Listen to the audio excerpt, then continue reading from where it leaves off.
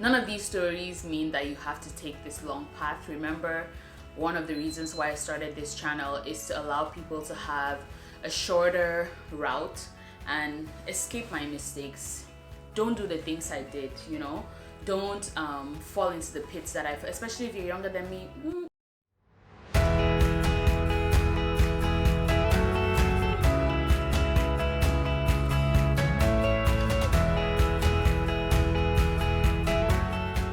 Hi everyone, welcome to my channel once again. I'm so happy you're here, grateful that you're making time to watch what I have to share. Once again, my name is BOUGiiY, also known as Brenda. So today, like I mentioned in the last video, I'm going to be sharing my own journey, my own steps that I took towards finding my purpose and passion. But before we start, I want you to share down below, what are you working on? What are you trying to get into when it comes to being an entrepreneur or pursuing your passion or your purpose? What are you working on now? Is this your third try? I just want to know everything. Comment down below. So today I'll be sharing the many times and the many turns I've taken in my own journey to find my passion and my purpose. None of these stories mean you have to take this long path as I did, but I hope that it shows you how fearless you can be in attempting new things, how big the world is, and that you're allowed to change your mind. And no one is coming to applaud you for committing to your dreams. No one is coming to chastise you for things not working out. So you really have nothing to lose. So the first adventure that I got into was fashion designing and dressmaking under a company called Zuriel Creations. So while I was in university, I spent a lot of time at home being a nerd, focusing on school and just spending a lot of alone time learning new skills. Don't tell anybody, but it was really out of boredom. So as a student, you get to work on campus and you're able to make money on the side. So the money that I made with my on-campus job, I used part of that to buy a sewing machine. And the reason was, honestly, as a child, I always drew, I liked to design clothes, and I just wanted to see them come to life. So I would spend time in fabric stores, just buying fabric and trying to buy the fabric that fit the dress that I had designed or that I had in my mind. And what that meant is, with nobody to learn sewing from, no way to sew, I literally had to watch YouTube videos and just figure out how to sew. I never learned how to like cut fabric. I just, you know, we wing it. You wing it to learn. When you wing it, you make progress, okay? Don't let nobody tell you different. So anyways, at some point, there was a local event and I remember one of my friends asking me if I wanted to showcase my designs, and I was like, oh, I could do that. Like, so that turned into a fashion show, and it turned into me trying to learn the industry standards for fashion design. And at the time, I didn't feel right even selling the stuff that I was making for money, but I actually sold them for charity during the fashion show and the fashion events. And that just really showed me, like, first of all, I didn't put a price tag on it, so I allowed people to pay what they thought it was worth. And that also gave me a clue or a point of view into what people thought my art, my you know, my crushing was worth to them, and that money went to charity. So just as the first example, from taking that leap of faith in a tiny city, not having any guidance and just doing something, I learned how to launch a store on Etsy. I learned how to take photos of clothes on people. I learned how to ask friends for help when you're trying to launch something, because all the models I had were my girlfriends, that some of them I wasn't even that close to, but they were kind enough to do that for me. And I also learned how to ask for favors, because there was a hotel downtown that we ended up using to do a photo shoot for one of the lines. I think it was called Summer Days and Nights. Very original, Brenda, very original. Anyway, so I went and asked the hotel manager, I'm like, can we use your grounds, your premises to be able to do this the shooting? And he said yes, free of charge. So I also bought a camera. Anyways, just see the plethora of things you can learn when you're trying to find solutions and trying to build something. The second venture that I found myself in was food blogging and being a paid food blogger. The food blog I had back in the day, it started as BOUGiiY Cuisine, then it became, or it was my cuisine.blogspot.com. I don't know who remembers Blogspot. And then I had BOUGiiY Cuisine, and then I had Cuisine Vogue. And so do you see the Vogue there? Like, it was like taking Zuriel creations, thinking about my fashion space, and then sliding that into my food blogging. And that was really because, you know, people like to box you, so you try to make the box digestible for them, but that's another video. Back to what we're talking about. So Cuisine Vogue. So part of staying at home a lot also meant that I wanted to learn how to cook, and I wanted to be a better cook, right? Quite frankly, I don't know what motivated that particular quest. It could have been because as an African, we're told that cooking gets you ready for marriage. That's another topic for later. But yeah, I also liked hosting, and I still do like hosting. And so eventually my friends used to come home to my apartment and they'll eat and they'll ask me for recipes, and then I wanted to document the recipes because I wanted them to be in one place. And then that became a food blog. I started sharing it on Facebook, people got interested, the rest is history. So doing the food blog got me to a place where I learned how to launch a food blog. I learned how to design my first logo.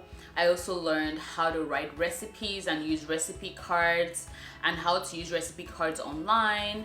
I also learned how to write for people to digest, because to be honest, I wrote in my own voice. I didn't take a writing class, but I learned how to write to be able to write recipes. So I had to write those down so I could share to people. So that puts you in the writing space. I also dealt with my first online stalker, topic for another day. Took me a long time to learn that lesson. I don't know why. I should have just dusted it off and moved on, but topic for another day. So the next thing that I got into after that was fashion styling and sort of being a personal stylist and shopper for people, and that was under a company called Looks Matter. Looks Matter now is how I started, to Looks Matter, right? It's like your look matters. That's how I was thinking about it. Again, not original. At some point, I moved from my university city and got into styling. Please don't ask me how, but somebody asked for a favor. One thing led to another. I thought I was, what's her name? DVF? I thought I was DVF. Anyways, please don't ask me how, but then my company was called Looks Matter now. This also paid off because as of today, my personal closet sits in an app called Stylebook. I'll link it here. And I think it came from learning the stylist business and organization, Marie Kondo, that lifestyle. And so that's what I got out of that. After that, I got into online stationery design. So event stationery, I still kind of do that on the side, but I'll say it's a low hanging fruit when it comes to contracts or things that I do on the side. So I did event stationery. How I got into event stationery is just wanting things to be pretty for events, and it started with my nephews, my sister's kids, and I learned how to design and print event stationery, what kind of paper it needs to be on, how to cut it. Eventually, people started asking me for their own stationery, and I did not really charge in the beginning. And then eventually I was like, I mean, why not make money from it? After that, I got into BOUGiiY. BOUGiiY was an online store, a fashion lane, but I think I want to do a video just on BOUGiiY alone, because I think it'll help a lot of people who are trying to do retail online.